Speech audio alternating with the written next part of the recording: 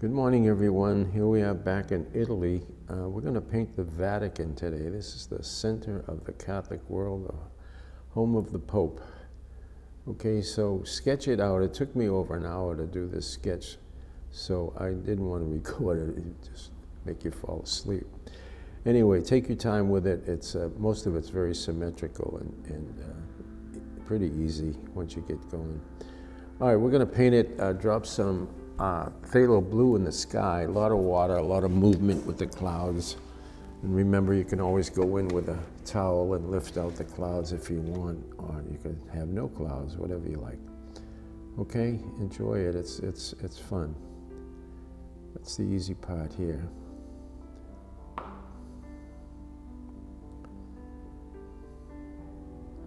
Yeah, let it run, get some nice movement in those clouds. Okay. All right, the top of the building has more of a rose tint to it than the raw sienna, which is really throughout the building. But so this is just a quinacridone rose, a lot of water here you can see. And if you want to put a drop of raw sienna in there, you know, it's fine. But and here comes the raw sienna. The bottom of the building, probably from the age and the way the water settles in the building, it's turned it a raw sienna, really yellowish look to it, so very aged. So I'm just going to paint over everything here. Some of this, you could see I've sped up so I can keep you awake. All right, so just paint the whole building. I left those windows, the top windows, white because they have a nice blue reflection, and I thought it would give a little variety to it. All right, I'm going back now with the damp. You can see I'm wiping my brush and I'm lifting out the pillars. The pillars are much lighter than the rest of the building, so I'm just going back and just lifting them out, and there's a bunch of them. Okay, and then you can let that dry.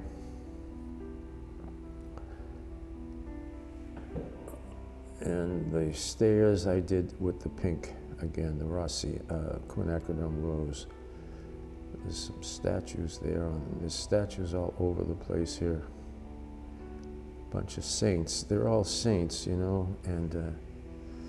I've been a Catholic all my life, and one thing I learned is you don't want to get the saints mad at you, so don't leave them out. All right, back up in the top, there's a little bit of shadow, a lot of detail here with shadows, to create the building, the sense of the building itself. So just study out the photo and the details where it gets a little darker. In between, there's a lot of shadows. Just watch it how it goes.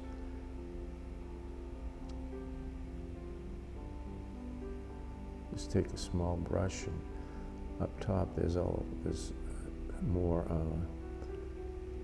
statues and beautiful designs up there.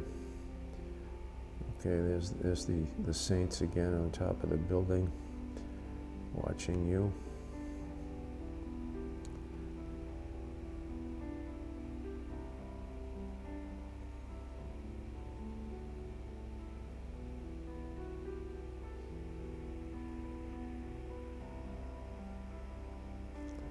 There's the dome.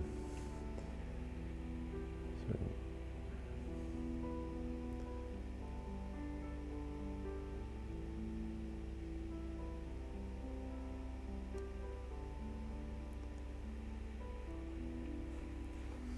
at the top of the dome is I think more raw sienna. It has all sorts of pilings up there and columns going around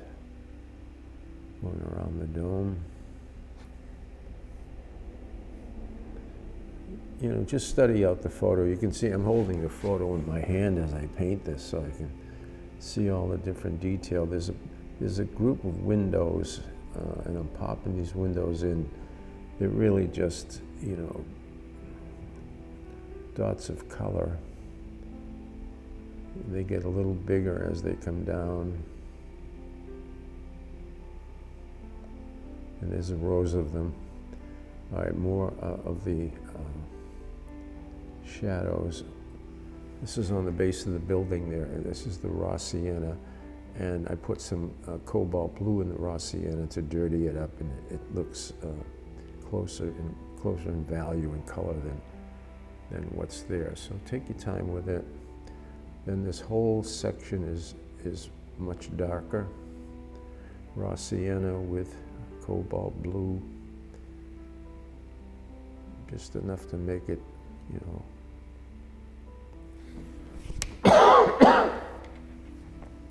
excuse me, that dirty color. All right, in between the columns, it's raw sienna with the cobalt blue. And you can just drop it on, let it sort of run down.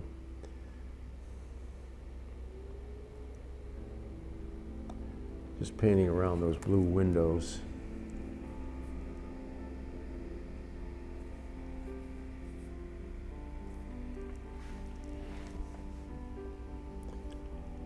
So you can see it's a lot of details, a lot of drawing with your brush, you know, and that's a little different than we usually do with the big washes, but you know, it's still sort of a rendering of this building, which you need to do sometimes. You know, it's a good exercise for you, because sometimes you really need to do a lot of detail and a lot of to get an accurate depiction of what you're looking at. You know, some people want to see all this detail. Right, there's a deeper shadow there under the eave of that building, and that comes down and it goes around the columns. The tops of the columns have all that beautiful sculpture, you know, beautiful floral sort of sculpture. You just want to leave a few lights there, paint around them. And if you paint them, just go back and lift them out with a little water. All right.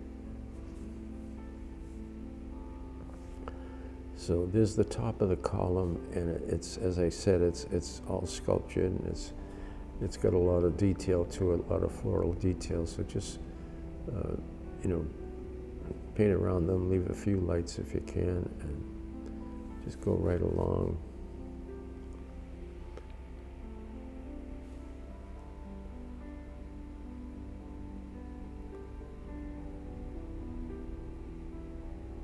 If you like detail, you'll like this painting. All right, more detail, a little more shadow up there on the top part. The top of the building now, I'm just going back with, this is more of the quinacridone rose with a touch of raw sienna in it. So what I'm doing here is putting in the shadows on the top where the, you know, right across that top of the building.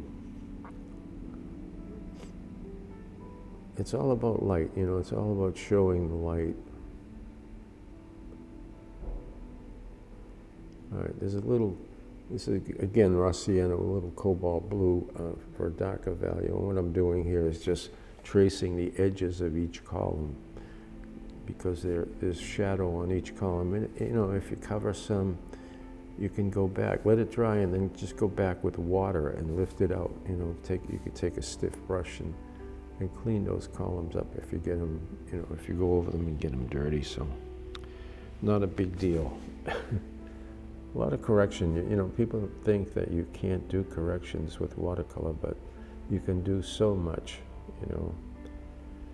All right, there's those saints again. You don't want to miss them. All right, there's the blue, little bit of cobalt blue or phthalo blue, whatever, in those windows. All right.